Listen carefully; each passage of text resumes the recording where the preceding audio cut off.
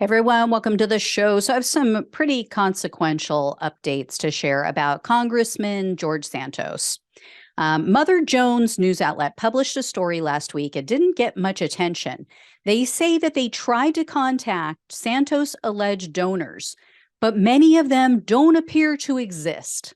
So, for example, in Santos' 2020 congressional campaign, he listed a husband and wife as donors, Victoria and Jonathan Reger, I think is how you pronounce it. Santos' campaign filing shows that they each donated the maximum allowable contribution, which is $2,800. And it shows their full address and that they lived in the state of New Jersey. Well, when Mother Jones searched for this couple, they found that not only do these people not exist anywhere in the US, but the address doesn't even exist. There was another supposed donor, a man named Stephen Berger. He also appears to be fictitious because Mother Jones spoke to the owner of the property at the address that was listed for Berger. The owner of that property is a Republican named William Brandt. He said he and his wife have lived at that address for more than 20 years, and no one by the name of Stephen Berger has ever lived with them. He doesn't know anyone by that name, and neither he or his wife have ever donated to George Santos. So this was what Mother Jones found again and again in regard to more than a dozen major so-called donors to Santos. One was actually pretty funny, though. Santos' campaign listed Rafael da Silva as a donor, but Mother Jones said da Silva's address that was listed doesn't exist. Also, that's apparently the name of a Brazilian soccer player. And there were others who did exist, other people who were legitimate human beings, and they had legitimate addresses. But they told the news outlets they never donated to Santos. And there was also a $2,800 donation that was attributed to a friend of Santos.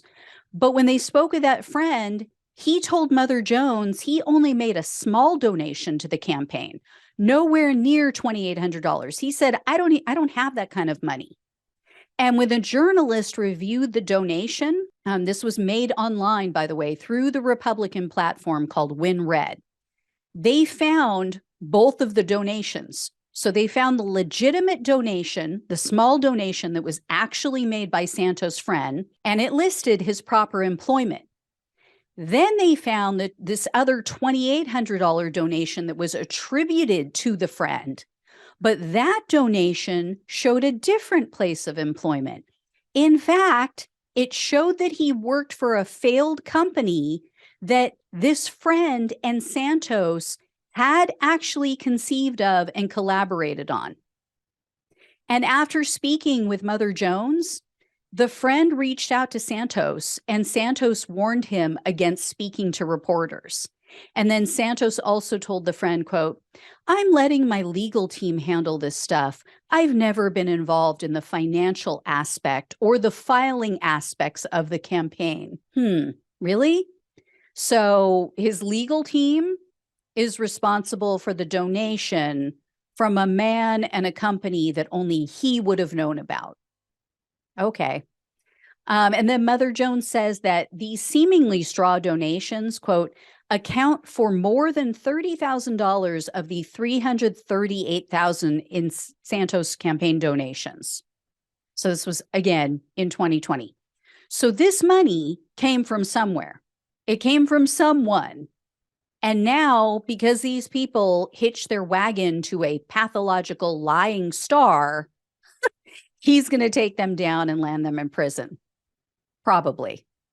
And then another story that was published by Talking Points Memo claims that Santos ripped some legitimate donors off. There was a donor who told TPM that they did, I don't know if it's a man or a woman because they wanted to remain anonymous, but they said they did make intentionally a one-time $1,000 donation to Santos' campaign during his 2020 run. That donor, though, ended up being billed $9,400 in the months that followed, and it took them more than a month to get the charges reversed. Then in August and September of 2021, That same donor was charged an additional $2,900, and that money was diverted to a completely different campaign. It was diverted to a candidate named Tina Forte. Now, Tina Forte is another New York Republican candidate. She unsuccessfully ran against Alexandria Ocasio-Cortez, and she has ties to Santos.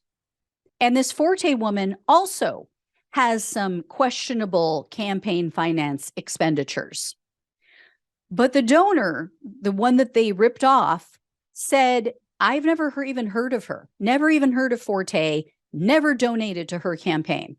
So this donor has no idea how their funds were diverted to her. And in total, this donor was hit with more than $15,000 in campaign contributions to Santos and Forte, and he or she never intended to make them. And this wasn't the only one. There's also a 75-year-old retiree named Denise Robichaud. She told TPM that she donated $25 to Forte's campaign legitimately. Then she was billed $5,800 for it. She freaked out because she couldn't afford that. And she said she was finally able to get a refund the following day. Now Robichaud said, I'm never donating again. And when a reporter tried to ask Santos about these recent revelations, he, as usual, ignored them. He just kept walking, wouldn't answer any questions. And now, as you guys may have heard, he's announced that he's temporarily stepping down from his committee assignments. And he's trying to play it off like this was his decision. And, you know, Kevin McCarthy is, oh, yeah, this was his decision. Well, okay. That's bullshit, because recent reports are saying that this was Kevin McCarthy's way of silencing the left because he's trying to boot Ilhan Omar off of her Foreign Affairs Committee. And let's be clear what this whole thing is about. They're using the BS fig leaf of anti-Semitism against Ilhan Omar because she had the common sense and common decency to call out Israel for their apartheid and their persecution of the Palestinian people, which doesn't mean you don't like Jewish people, doesn't mean you don't like the people of Israel. It just means that you don't like their alt-right leadership, which is persecuting people in their country, murdering them, kicking them off of their lands. Doesn't mean you're an anti-Semite. Doesn't mean you don't like Jewish people. I agree with her.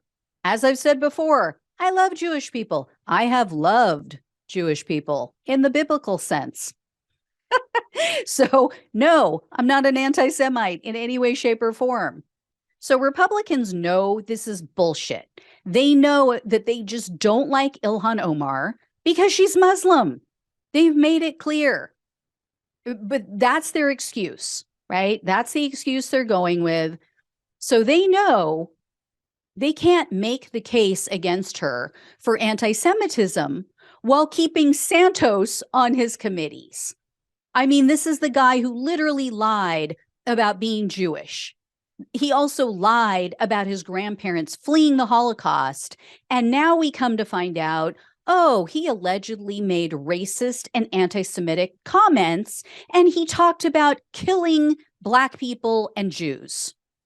So yeah, as much as they are hypocrites and they know that they're hypocrites, and we've all seen them blatantly be hypocritical in so many instances, they know that this is even a bridge too far to try to say, oh, well, we have to kick her off of this committee because she's anti-Semitic, but we're going to totally back this other guy who actually talked about killing Jews.